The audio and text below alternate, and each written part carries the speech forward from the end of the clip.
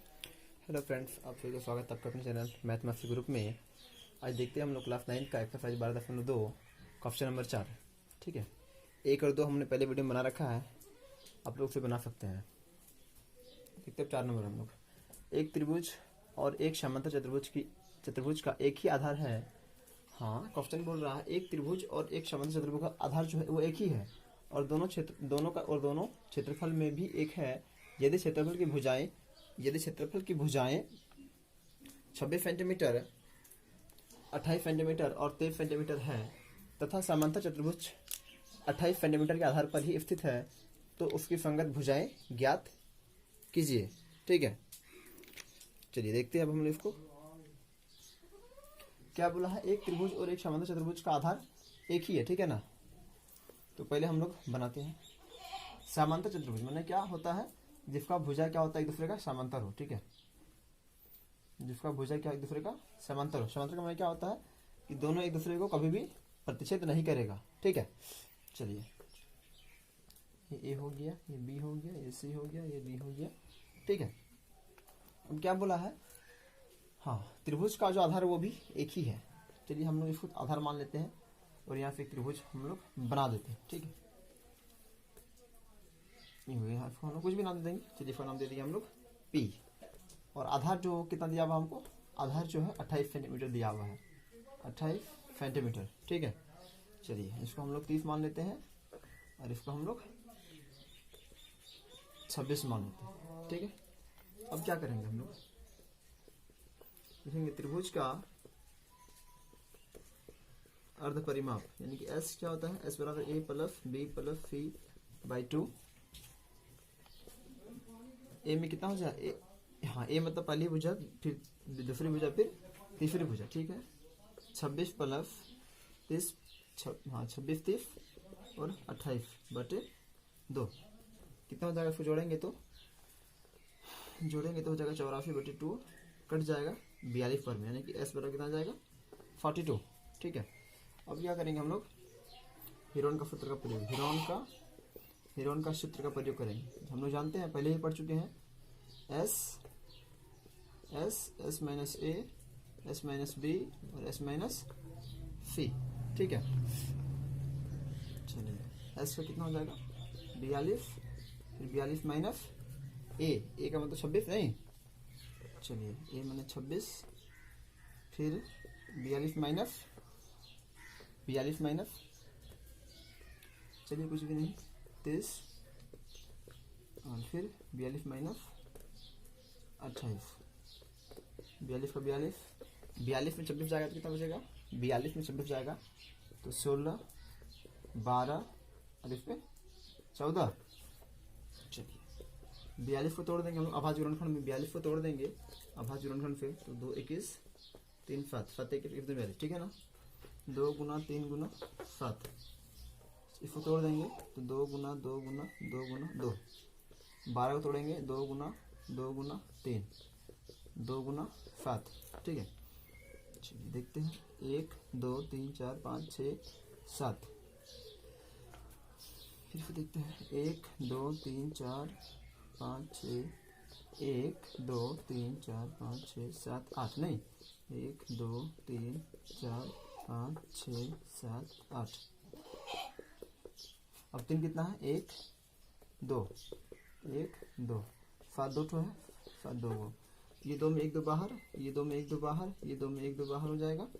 ठीक है, तो हम पहले जानते हैं हम लोग इसको गुना करेंगे, तो हो जाएगा हमारा, इसको गुना करने पे हो जाएगा 336 सेंटीमीटर स्क्वायर। ठीक है, अब क्या बोला है हमको कि उसकी संगत ऊंचाई ज्ञात करना है। किसका, हमको त्रिभुज का जो समांतर चतुर्भुज था उसका क्या करना है, हमको ऊंचाई ज्ञात करना है। ठीक है, और ये भी दिया गया था जितना त्रिभुज का क्षेत्रफल निकलेगा वही उसके बराबर होगा। अर्थात हम लोग बोल सकते हैं कि चतुर्भुज का क्षेत्रफल बराबर कितना हो जाएगा 336 सेंटीमीटर स्क्वायर। क्यों, क्योंकि पहले ही बोल दिया है कि दोनों जो है बराबर होगा। ठीक है ना, हाँ अब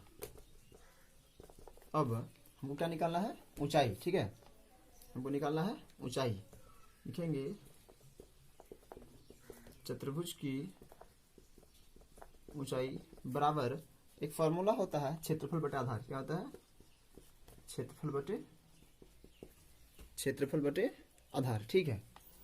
हाँ, तो क्षेत्रफल कितना हो जाएगा? 336 बटे आधार कितना था? 28। कट के हो जाएगा हमारा 18। ठीक है, एक बार में 18 कटेगा। ठीक है, तो कट के हमारा हो जाएगा 12। ठीक है, कट के कितना जाएगा? 12, यानी ऊंचाई हो जाएगा 12 सेंटीमीटर। ठीक, कोई दिक्कत नहीं। चलिए, तो हम लोग अगला सवाल आते हैं 5 नंबर। एक समचतुर्भुज घास के खेत में 18 गायों को चरने के लिए घास है। यदि इस समचतुर्भुज की प्रत्येक भुजाएं 30 मीटर है और बड़ा विकर्ण 48 मीटर है, तो प्रत्येक घास को चरने के लिए इस घास के खेत में कितना क्षेत्रफल होगा? ठीक है, पहले सवाल समझते हैं हम लोग। पहले सवाल समझते हैं। एक समचतुर्भुज का खेत है, ठीक है ना। समचतुर्भुज में क्या होता है? जिसकी सारे भुजाएं, चारों भुजाएं क्या होता है? बराबर। समचतुर्भुज का माने क्या होता है? समचतुर्भुज का माने होता है जिसका चारों भुजा बराबर हो। ठीक है, चलिए, समचतुर्भुज जिसका चारों भुजा क्या हो? बराबर। ठीक है, इसका नाम दे देंगे हम लोग ABCD। ठीक है, और इसका जो सारा भुजा वो कितना का है? 30 मीटर, यानी कि 30 मीटर ये है, ये भी 30 मीटर, ये भी 30 मीटर और ये भी 30 मीटर। ठीक है, और इसका बड़ा विकर्ण जो है वो कितना का है?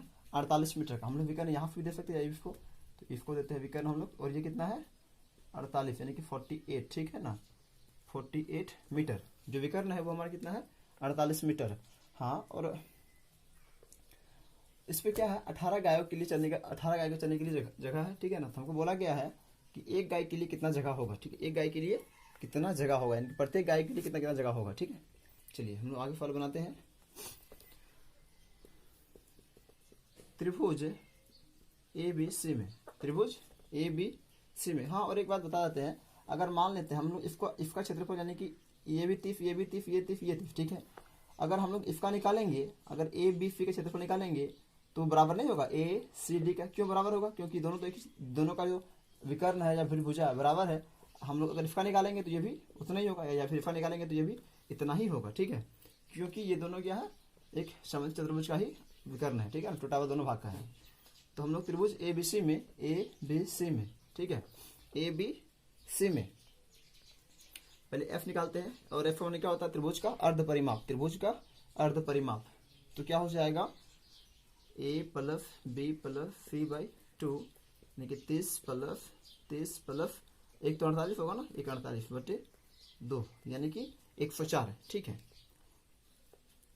नहीं 148 है, यानी कि 108, 108/2 कट के हो जाएगा 54, कट के हो जाएगा 108/2 कट जाएगा 54/2। ठीक है, ये हो गया हमारा 54, यानी कि F निकल गया कितना?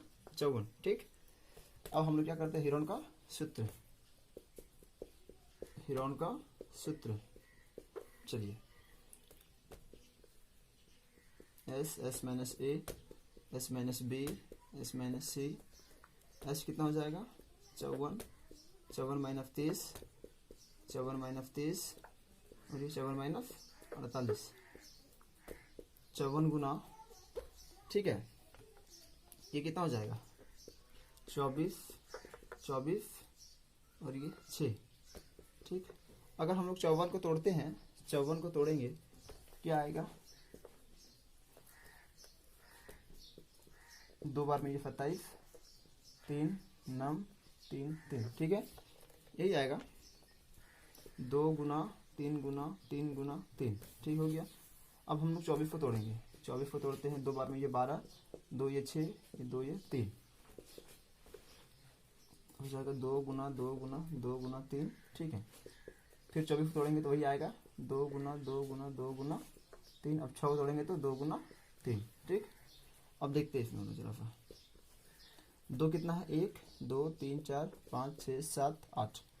1 2 3 4 5 6 7 8। 3 1 2 3 4 5 6। 1 2 3 4 5 6। हाँ, ये करना जरूरी नहीं है। ठीक है, हम यहाँ से भी राइट कर सकते हैं, लेकिन पहले जो एक जरा है उसको हम लोग एक तरफ, एक जात का है उसको हम लोग एक तरफ ले आते हैं तो बेहतर रहता है। अब 2 में पता हम लोग को 1 बार हो जाता है। ठीक है, यहाँ से यानी कि 4 बार हो जाएगा, और ये 3 बाहर, ठीक है। तो कितना हो जाएगा गुना करेंगे तो इसको गुना करेंगे तो हो जाएगा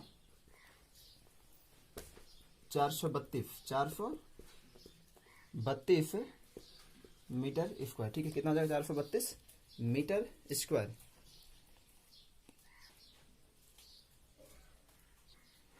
हाँ, हम लोग जानते हैं एरिया जो है, एरिया ऑफ त्रिभुज एबीसी बराबर कितना निकला था, अभी हम निकाले थे 432 मीटर स्क्वायर। ठीक है, हाँ, तो हम लोग कह सकते हैं एरिया ऑफ त्रिभुज एबीसी बराबर होगा एरिया ऑफ त्रिभुज एसीडी, और ये कितना हो जाएगा, दोनों कितना हो जाएगा 432 मीटर स्क्वायर।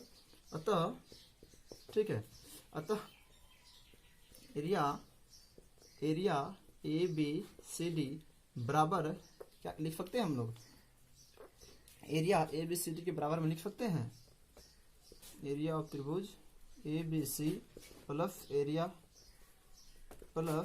ऑफ त्रिभुज ए सी डी, और ये भी 432 और ये भी 432, तो कितना हो जाएगा 864 मीटर स्क्वायर। ठीक है, ये हो जाएगा हमारा इसका क्षेत्रफल, पूरा चतुर्भुज का हो जाएगा 864 मीटर स्क्वायर। अब हम लोग जरा आगे देखते हैं, हमको दिया गया था क्या, हमको निकालना, हाँ ये चतुर्भुज हमको निकालना क्या था कि प्रत्येक गाय को चरने के लिए इस घास के क्षेत्र में कितना क्षेत्रफल होगा, प्रत्येक गाय को चरने के लिए जो है कितना, ये जो था हमें निकला, ये जो निकल गया ना, ये हमारा 18 गाय का निकला। ठीक है, कितना का निकला 18 गाय का। ठीक है ना, ये कितना निकला है 18 गायों की चरने के लिए। ठीक है ना, कितना निकला इसका क्षेत्रफल 864 मीटर स्क्वायर। ठीक है ना, तो एक गाय के लिए कितना होगा, तो एक गाय के लिए यानी कि एक गाय के लिए बोले या फिर प्रत्येक गाय के लिए बोले। ठीक है ना, प्रत्येक गाय के लिए। ठीक है, प्रत्येक गाय के लिए कितना जाएगा 864/18, नहीं 864/18, तो कट जाएगा ये हमारा 48 बार में, लेकिन 48 मीटर स्क्वायर। ठीक है, तो ये हमारा हो गया आंसर, यानी कि 18 गाय के लिए निकला हमारा 864 मीटर, 18 गाय के लिए निकला 864 मीटर स्क्वायर। तो प्रत्येक गाय हो या फिर एक गाय के लिए हो गया कितना हमारा 48 मीटर स्क्वायर, 48 मीटर स्क्वायर। ठीक है।